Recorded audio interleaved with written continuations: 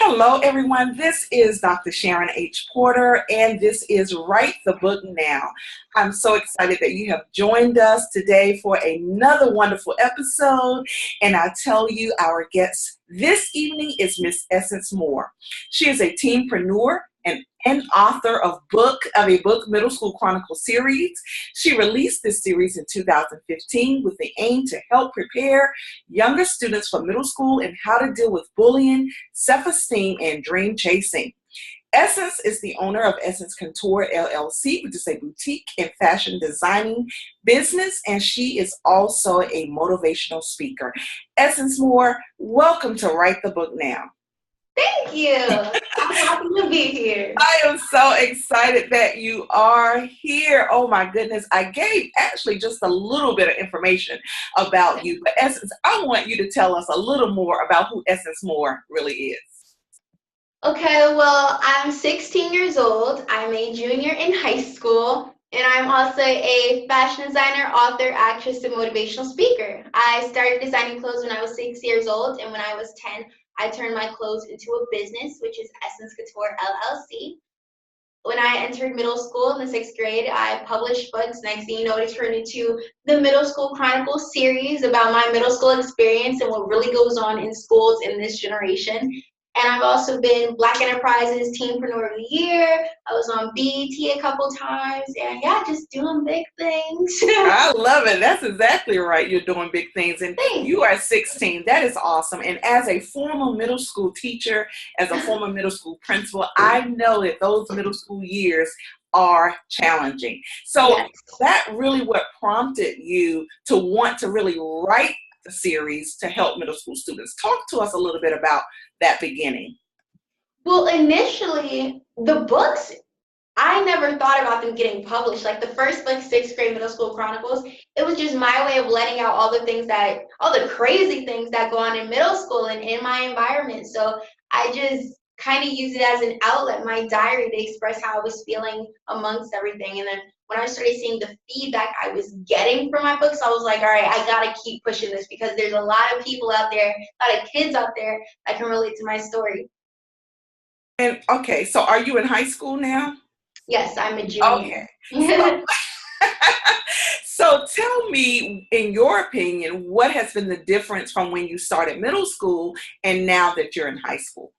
Well, that's a good question. I think in middle school, I don't. Okay, so first I want to say one thing. I always can tell when someone's a freshman because I'll say to them, you still have that light in your eyes. But so I think in the 6th grade, everyone was just it's bubbly in a good mood coming into middle school. Everyone was super excited. I know I was.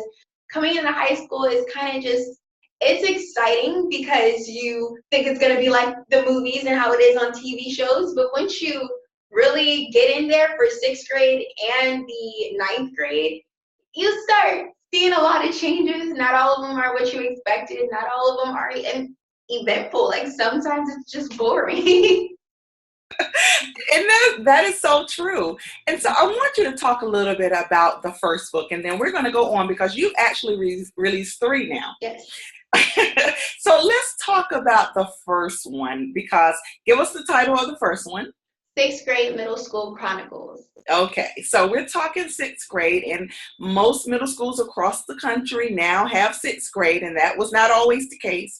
And so we know that as 5th graders, you're the king of the elementary school.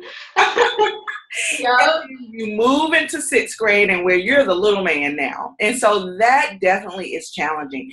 I would love for you to talk about some of the specific challenges that you faced when you entered 6th grade.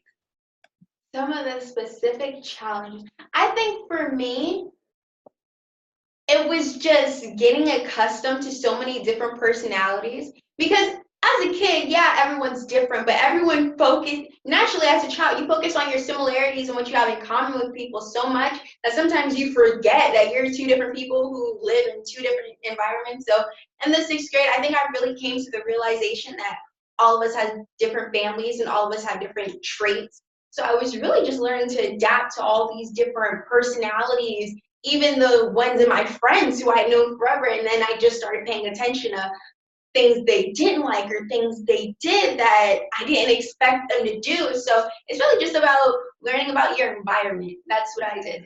Okay. And one of the major components of your series is tackling bullying. Mm-hmm. And we know that in middle school, bullying is prevalent. Mm-hmm. And it's real. And so a lot of times, as adults, we don't oftentimes really understand the impact that it has on our students or our children. So talk a little bit about some of the events that actually you were privy to and how you handled those things. So first, I just want to say bullying is not just in middle school. It is, I think everyone experiences it throughout their entire life, young, older, like whatever. It's just one of those things that come with living. And I think we all learn to deal with it differently over time. I think one of my experiences, all right, first I just want to clarify with bullying, it's so hard to actually identify. Like as a youth, I think it's a little more challenging to identify because it's hard to see who's the victim and who's the target, because a lot of kids play along as if their feelings aren't hurt and as if they think it's funny as well. So I've gotten teased before in middle school for sure. When I shaved my hair in the 7th grade, I mentioned that in the book. I talk about how a lot of my friends didn't want me to do it. A lot of them thought I would look like a little boy. I would not be able to pull it off. I would look crazy. Like, why would you cut your hair? Like, who does that? And me cutting my hair, for me, that was my way of saying, I no longer care what people think of me. And I embraced it. I loved it. And I got compliments too. Like some people were feeling it too. But it was really just one of those things I did for myself. So if you are being bullied, one thing I would definitely say is just stay true to yourself. Don't change for anyone or because of anyone. I absolutely love the fact that you said you embraced it, and that was your way of saying, hey, I don't care anymore. And I think that is one of the toughest things that even as adults, because we as humans like to be validated. And what you just said really stems from what I always say. You have to only worry about what things, and I always say, if it's right, if it's morally right, if you want to do it, if you want to be it, then that's all that matters. You don't need to do that. But let's talk about peer pressure, because a lot of times that is the barrier to us and children doing what they feel like they want to do, being how they want to be, wearing what they want to wear, cutting their hair, is that peer pressure. Talk to me a little bit about what you've experienced with peer pressure. One thing about peer pressure is I think a lot of people use it as an excuse. At the end of the day, you choose the decisions you make. No one's forcing you to do anything. But in life, there are a lot of people trying to pressure you to do something. All right, so peer pressure, you sign up for it when you sign up to live.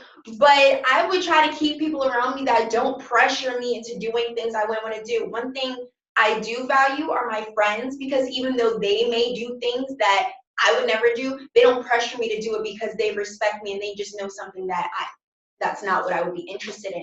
But if someone is pressuring you to do something, I would start thinking, why do they want me to do this so badly? Like, why is this so important to them? And then it's simple. If you don't want to do it, don't do it. I love that. I tell you, you are truly wise beyond your years. Okay, let's go to the 7th grade chronicles, because again, we're still in middle school, but now you're in the middle of the middle school. Yeah. And that also can be a challenging time, because now you're no longer the bottom, but you're not at the top either. You're stuck in the middle of the middle, I always say. 7th grade was definitely one of my best years as a student, as well as an administrator and a teacher, though I will say that. But now let's move on to some of the challenges that were different from 6th grade to 7th grade.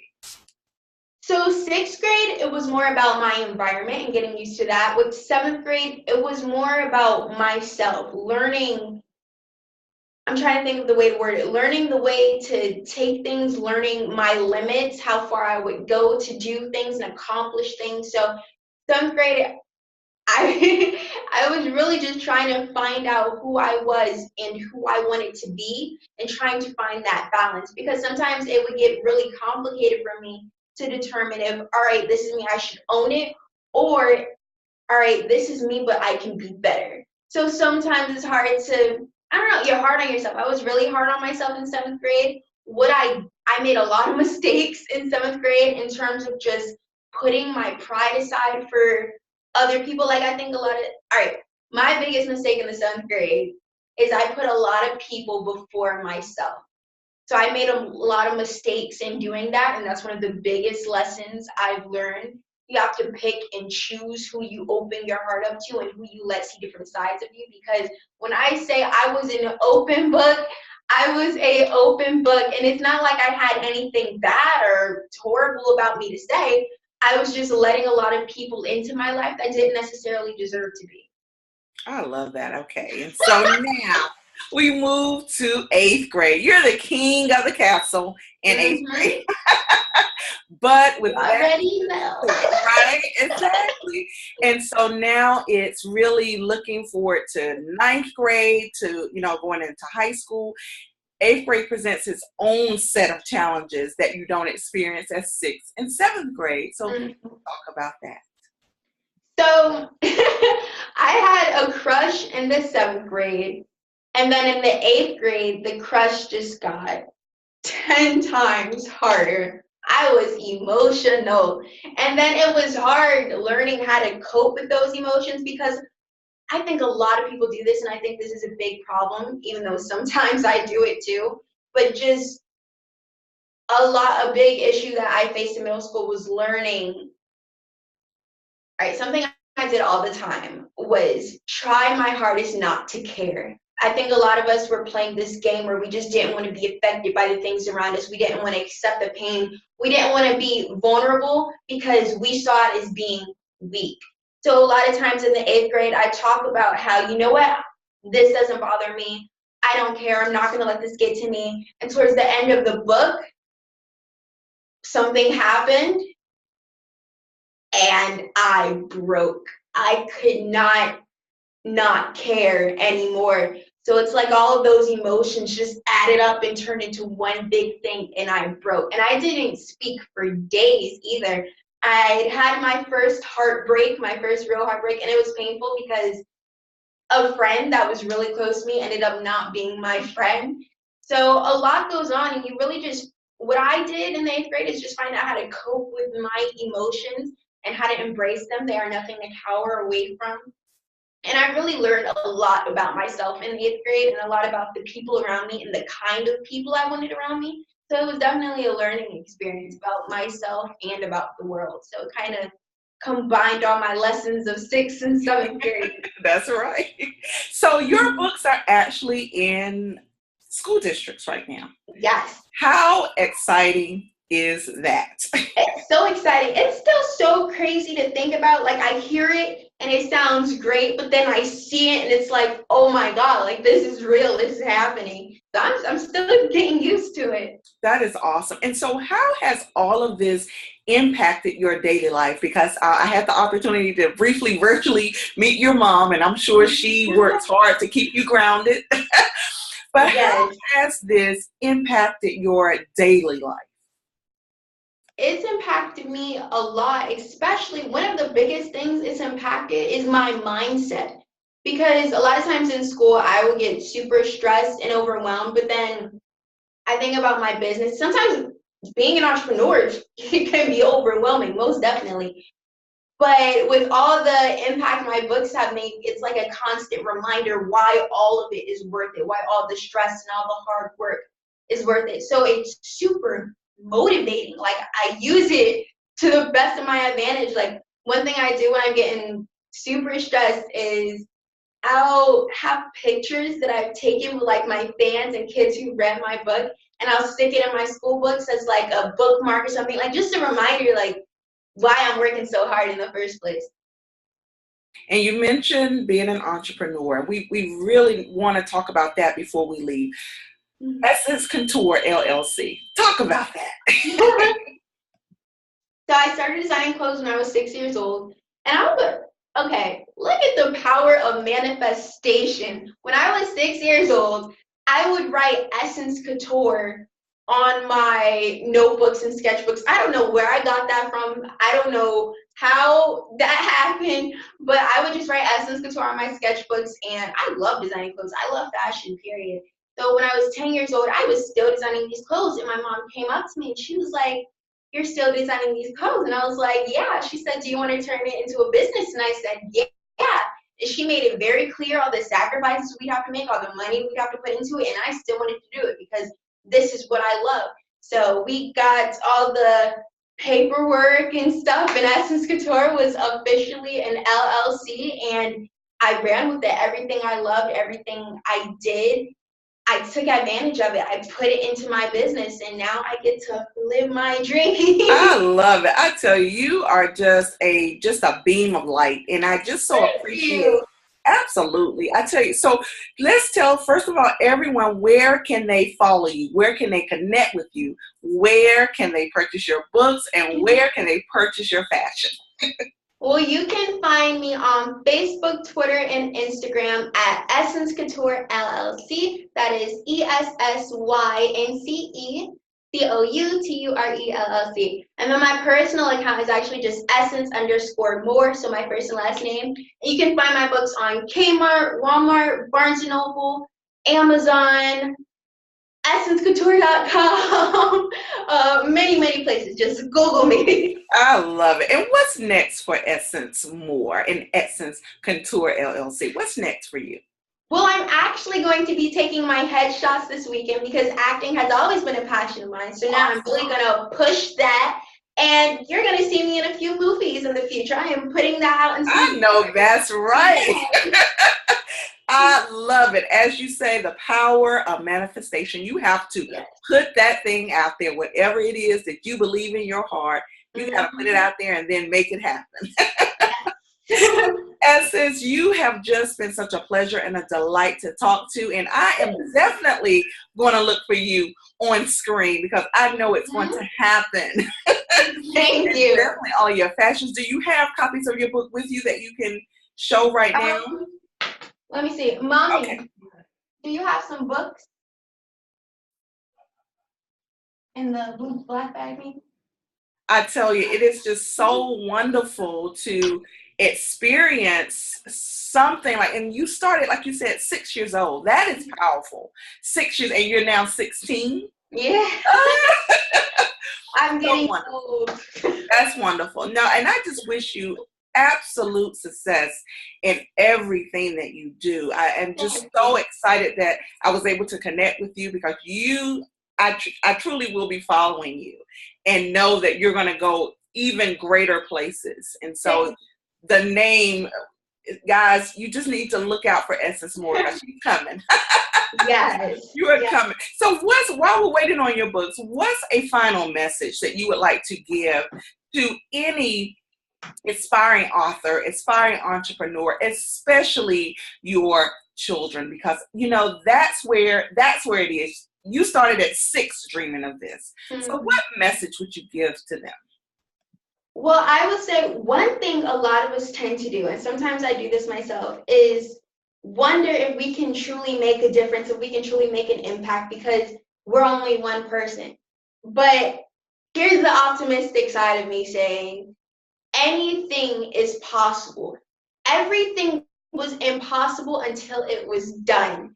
And if you want to be an entrepreneur, become an entrepreneur and make sure you love what you do, because there are going to be a lot of sacrifices you have to make, a lot of friends you have to lose because they aren't really your friends, and a lot of growing and learning. So make sure you love what you do and do it. Do what makes you happy.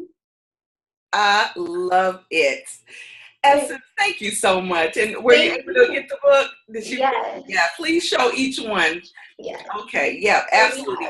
Sixth sixth grade. grade Middle School Chronicles, seventh grade Middle School Chronicles, and then, of course, eighth grade Middle School Chronicles.